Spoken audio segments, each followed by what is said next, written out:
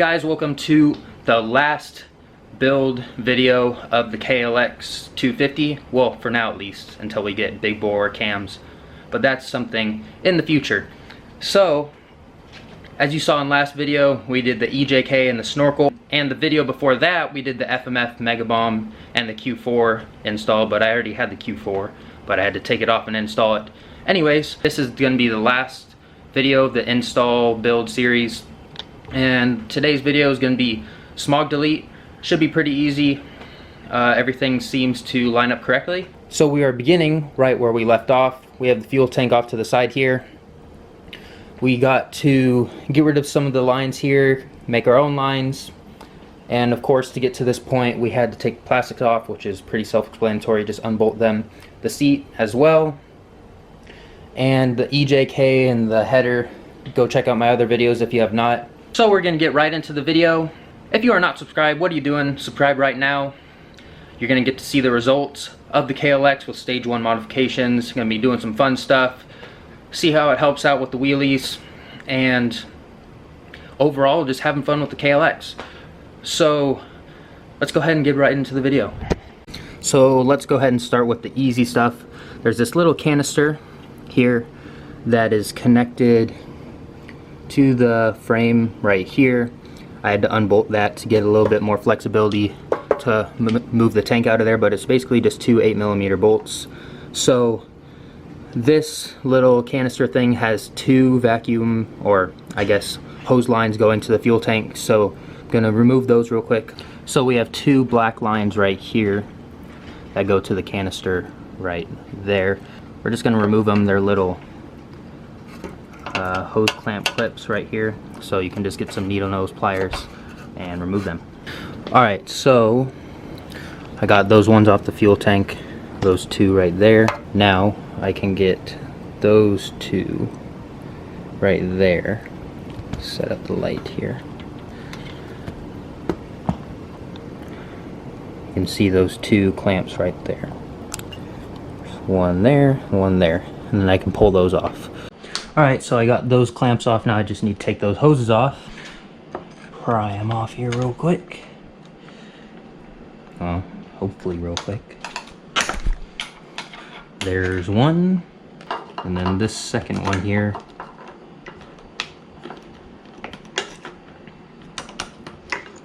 Alright, should be able to get that one off now. There we go. Those two are off. So now these just need to be covered with vacuum caps that I got from O'Reilly's. So I'll grab those real quick and show them to you guys. So here's the vacuum cap assortment. Now I just need to grab a couple that'll fit. Looks like these. Probably the ones right here.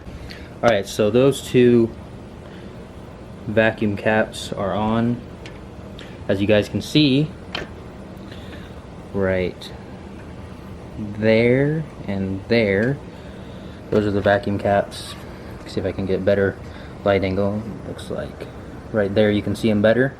Alright guys, next thing I'm going to do is I'm going to take the vacuum hose here, 6 foot, and it is 7/32 diameter, and I'm going to cut that in half, and I'm going to create two of the vacuum lines, or sorry, I keep on calling them vacuum lines, the fuel ventilation lines, and I'm going to put them in place of the two lines that were on the fuel tank. I'll show you guys, but a little hard to explain, so I'll just show you guys.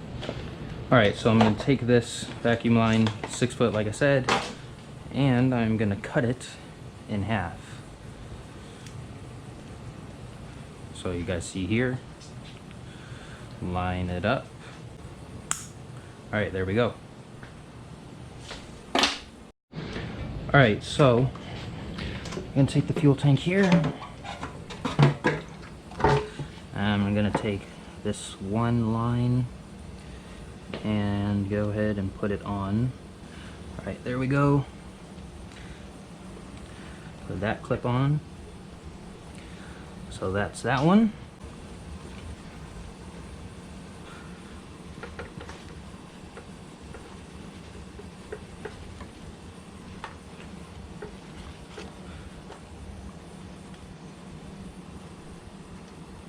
Alright, there we go. So those are the two black lines right there next to the white line right there. So those are the two that I had to put in. Again, that was 7/32 diameter hose, 6 foot long, cut it in half, 2 hoses, and then I'm going to route them out the rear, which I'll show you next. I'm going to come over here and I am going to take this paper towel out of here, and then I'm going to route this line, well, both of the lines here, down under subframe here. And I'm going to get them out here. There we go.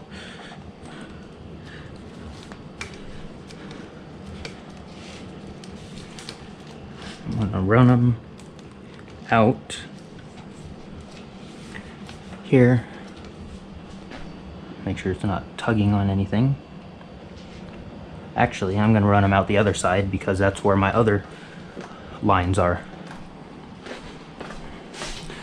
That little, this white line right here, if you can see it, comes out down here as well, so I'm going to run these down there as well. So they go down on the other side.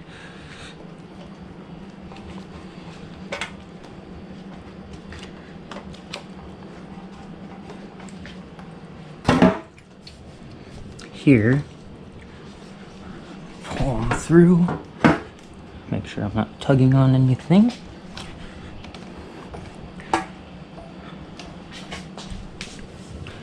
Okay, and then they go, or that one goes here, and then goes down here, and this is probably where it's gonna get a little tight. So it goes down by the shock here. You guys can't see.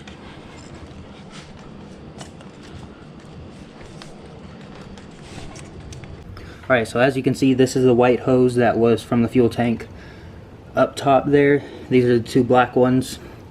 Kind of just got to follow the white hose. As you can see right there, there's a bracket that holds all the hoses and routes them to this side. And then down here, it's kind of hard to see, but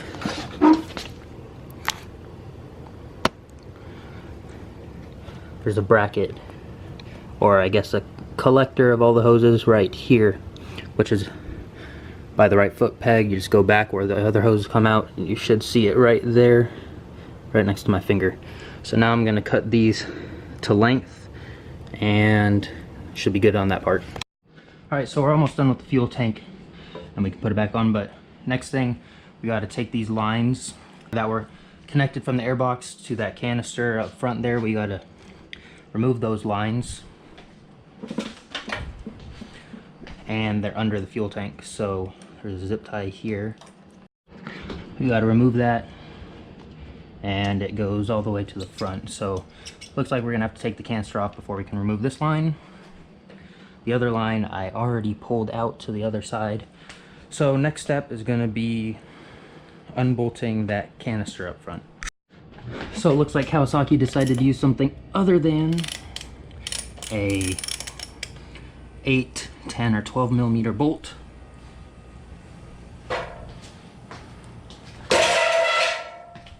These bolts that are holding the canister on right here are 14 millimeter. And it looks like I'm gonna need a breaker bar for that. Alright, so those bolts are hard to get out. If you can, get some help. But now you can take this canister off, which is attached to the pair valve. The pair valve is hard to see. It is in between the header and the valve cover. It's inside here, right in there. So now that the canister is undone, I'm gonna go ahead and put the motor mount bolts back in since the canister is out of the way, and then I'm gonna put that pair valve block off plate back in. Alright guys, we're almost done. I thought that the smog delete or removal or whatever would be one of the easier parts, but it's definitely one of the harder ones.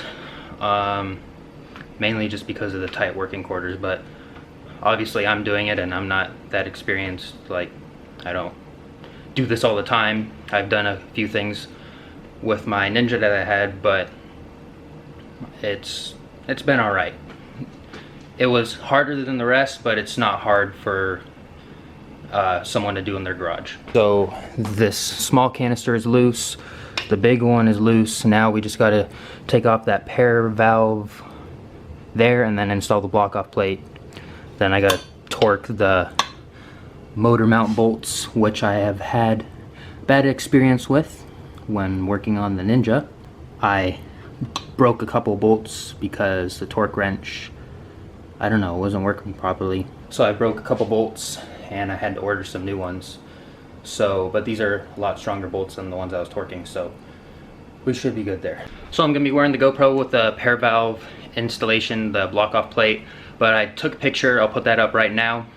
That thing that you see covered with dirt there, that's the pair valve, so that's the thing that you need to remove if you're doing this yourself. All right, here we go, one of the last steps for the KLX build.